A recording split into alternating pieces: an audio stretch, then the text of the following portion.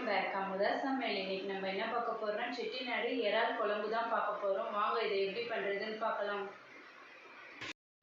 இப்போ நம்ம மசாலா அரைக்க தேவையான பொருளை பார்த்துடலாம். 1 டீஸ்பூன் சீரகம், 1/2 டீஸ்பூன் சோம்பு, 3 ஏலக்காய், 4 கிராம்பு, 1 டேபிள் டீஸ்பூன் மல்லி, 1 டீஸ்பூன் கசகசா, கல்பாசி, பட்டை, 6 மிளகு, 3 காஞ்ச மிளகாய். இதை நம்ம வறுத்து அரைச்சிக்கலாம்.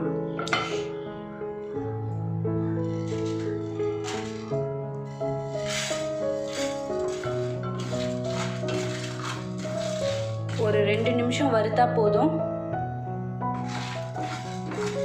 நல்லா இப்போ இதை வறுத்தாச்சு, ஆற வச்சு அரைச்சிக்கலாம். மிக்ஸி ஜாரில் போட்டாச்சு, இப்போ அரைச்சி எடுத்துக்கலாம். பாருங்கள், இந்த மாதிரி பவுடராக அரைச்சிக்கோங்க. அடுத்ததாக நம்ம பிரானை ரெடி பண்ணிக்கலாம். பிரானுக்கு தேவையான அளவு உப்பு,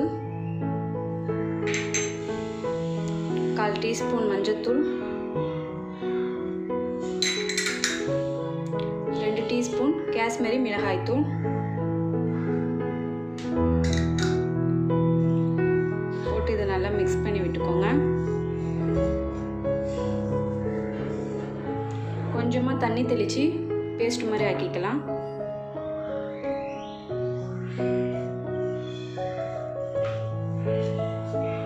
கிலோ இறாவை எடுத்து சுத்தம் பண்ணி வச்சுருக்கேன். அதை இது கூட சேர்த்து நல்லா மிக்ஸ் பண்ணி விட்டுக்கலாம்.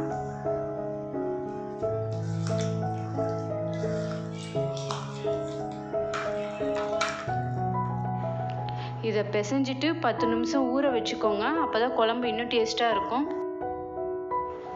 பிரானையும் மசாலாவையும் ரெடி பண்ணியாச்சு. வாங்க இதை எப்படி பண்ணுறதுன்னு பார்க்கலாம். ஒரு பேன் வச்சுக்கோங்க. தேவையான அளவு எண்ணெய் ஊற்றிக்கோங்க. எண்ணெய் காயட்டும். காஞ்சோன்னு கடுகு போட்டுக்கோங்க.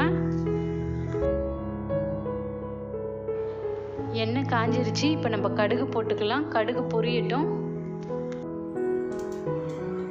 நான் ஒரு 20 சின்ன வெங்காயத்தை பொடி பொடியாக கட் பண்ணி வச்சுருக்கேன். கொஞ்சமாக கருவேப்பிலை நல்லா வதக்கி விட்டுக்கோங்க. பொன்னிறமாக வர வரைக்கும் நல்லா வதக்கிக்கோங்க.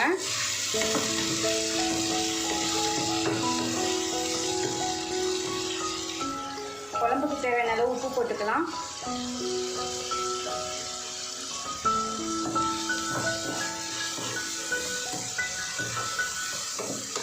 நல்லா பொன்னிறமாக வதங்கிருச்சு. இப்போ நம்ம தக்காளி சேர்த்துக்கலாம். நான் 2 தக்காளி எடுத்து வச்சுருக்கேன்.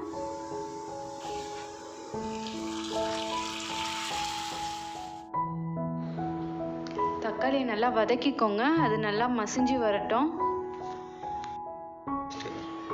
இந்த ஸ்டேஜில் கொஞ்சமாக மஞ்சத்தூள் போட்டுக்கோங்க.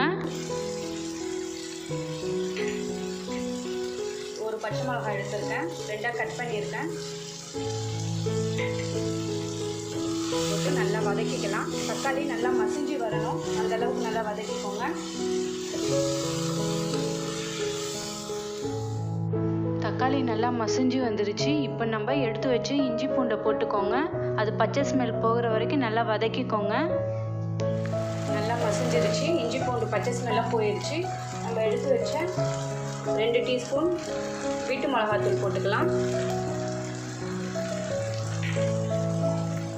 நம்ம அரைச்சி வச்சுருந்தோம் இல்லையா, அது ஒரு 2 டீஸ்பூன் போட்டுக்கலாம்.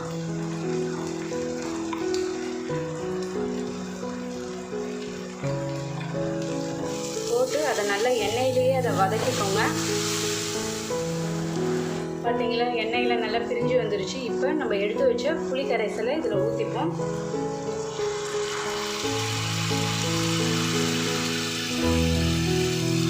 ஊற்றி நல்லா மிக்ஸ் பண்ணி விட்டுக்கோங்க. நான் கொஞ்சமாக ஒரு சின்ன சைஸ் போல் புளியை எடுத்து ஊற வச்சுருந்தேன். இப்போ நம்ம கொஞ்சமாக குழம்புக்கு தேவையான அளவு தண்ணி ஊற்றிக்கலாம்.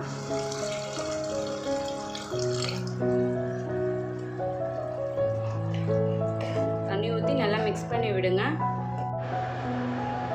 உங்களுக்கு தேவையான அளவு குழம்பு எவ்வளோ வேணுமோ அதுக்கேற்ற மாதிரி தண்ணி ஊற்றிக்கோங்க. இது ஒரு 3 நிமிஷம் கொதி வரட்டும். எண்ணெயெல்லாம் பிரிஞ்சு வந்தோடனே நம்ம மிக்ஸ் பண்ணி வச்ச இறாவை இதில் போட்டுக்கலாம். நம்ம ஒரு மூடி போட்டு மூடி வச்சுருவோம். 3 நிமிஷம் ஆயிடுச்சு. இப்போ ஓப்பன் பண்ணி பார்த்துக்கலாம். குழம்பும் நல்லா கொதிச்சிருச்சு. பாருங்கள், எண்ணெயெல்லாம் பிரிஞ்சு வந்துருச்சு. இந்த ஸ்டேஜில் ஸ்டேஜில் நம்ம எறாவை போட்டுக்கலாம். எறாவும் மசாலாவில் நல்லா ஊறிடுச்சு.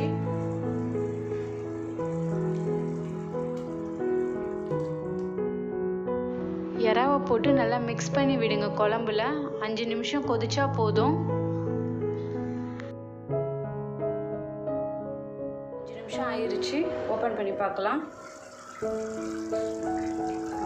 சூப்பர் வாசனைங்க. எப்பவுமே குழம்பு வைக்கும் போது புது எறாவாக வாங்கி வைங்க. அப்போ தான் அது டேஸ்ட்டு ரொம்ப சூப்பராக இருக்கும். அடுப்பு ஆஃப் பண்ணிடலாம். நல்லா எறா நல்லா வெந்துருச்சு.